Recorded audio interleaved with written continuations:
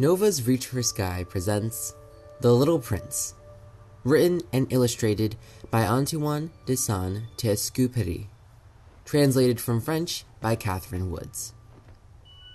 Chapter 1. Once, when I was 6 years old, I saw a magnificent picture in a book called True Stories from Nature, about the primeval forest. It was a picture of a boa constrictor in the act of swallowing an animal.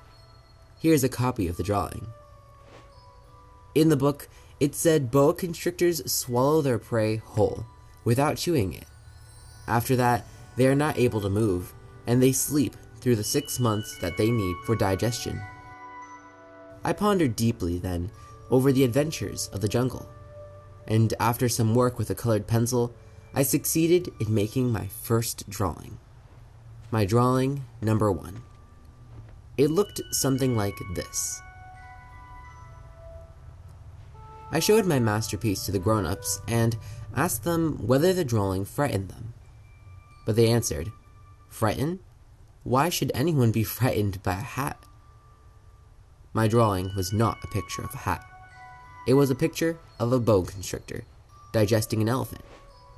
But since the grown-ups were not able to understand it, I made another drawing. I drew the inside of a boa constrictor so that the grown-ups could see it clearly. They always need to have things explained. My drawing number 2 looked like this. The grown-ups' response this time was to advise me to lay aside my drawings of boa constrictors, whether from the inside or the outside, and devote myself instead to geography, history, arithmetic, and grammar. That is why, at the age of 6, I gave up what might have been a magnificent career as a painter. I had been disheartened by the failure of my drawing number 1 and my drawing number 2. Grown-ups never understand anything by themselves, and it is tiresome for children to be always and forever explaining things to them.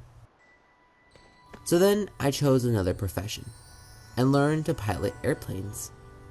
I have flown a little over all parts of the world, and it is true that geography has been very useful to me. At a glance, I can distinguish China from Arizona. If one gets lost in the night, such knowledge is valuable.